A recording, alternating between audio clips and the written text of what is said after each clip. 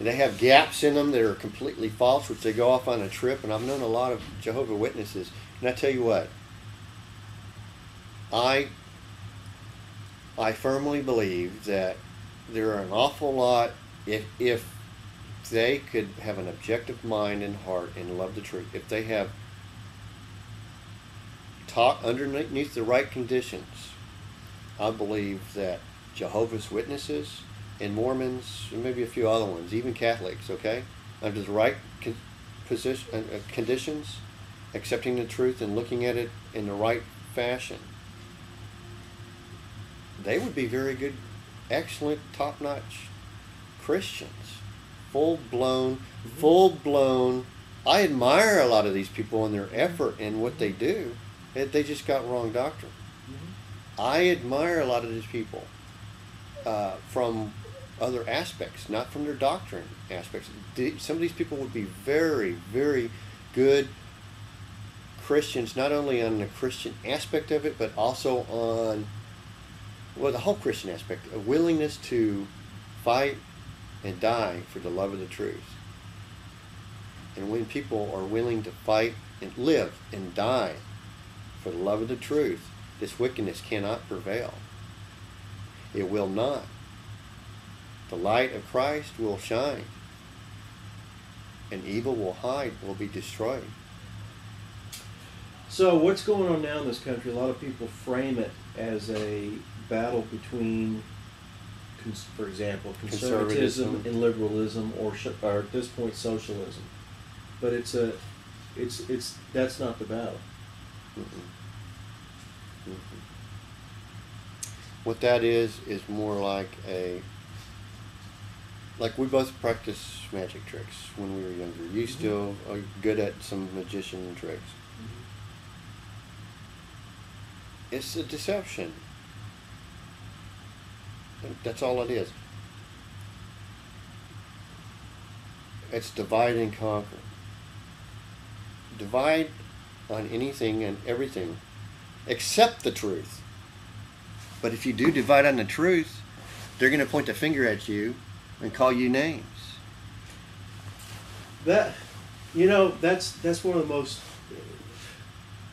That's a point that, of course, it's only when you get to the truth that they're going to, that it becomes an issue. That's why all religions are acceptable except real Christians. Absolutely. Christianity is the only one that's really attacked, and the only one that has ever really been attacked or really been perverted. Everything else is the perversion.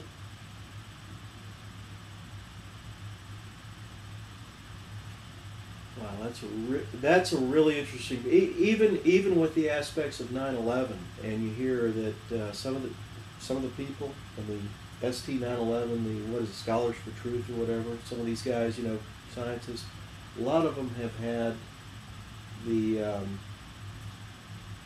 odd suicides and the untimely deaths and things like that. That's interesting.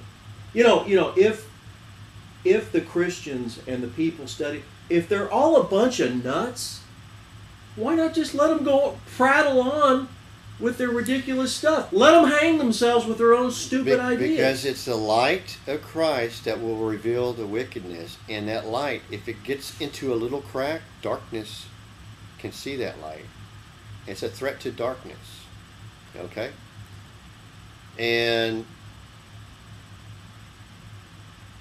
I hear atheists and these people and all these other people and these just secular people that might not be atheists, but they just don't believe in. It's like my buddy who's a sort of an agnostic, but he's not even an agnostic. Who knows what he is? Yeah.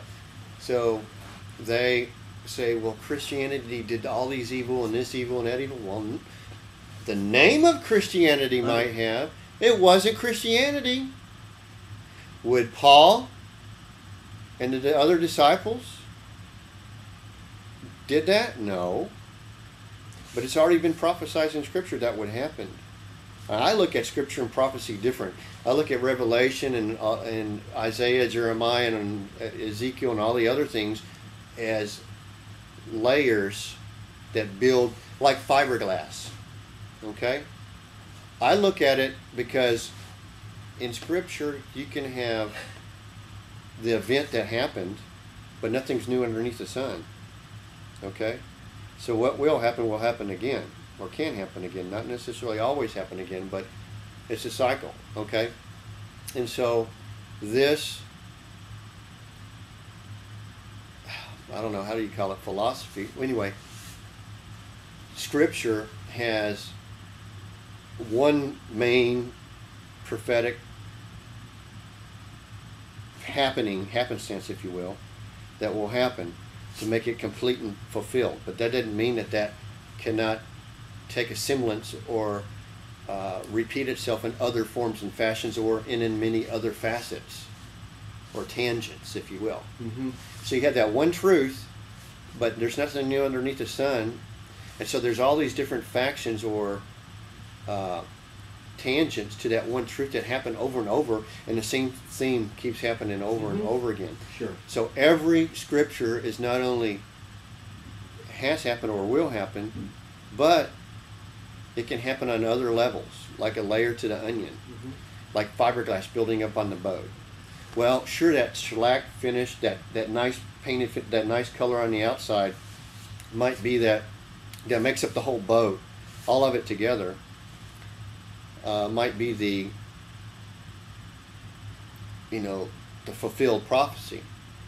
But it takes all the other elements. And that doesn't say that the wax that goes on the outside or one thing or another isn't still part of that whole. Okay? So a prophecy or a Scripture has its main meaning, and then it also has its secondary teachings.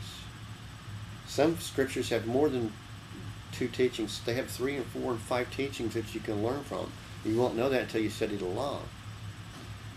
And Well, I'll tell you what. Let's wrap it up. you want to eat? Hell yeah! All right, let's go eat.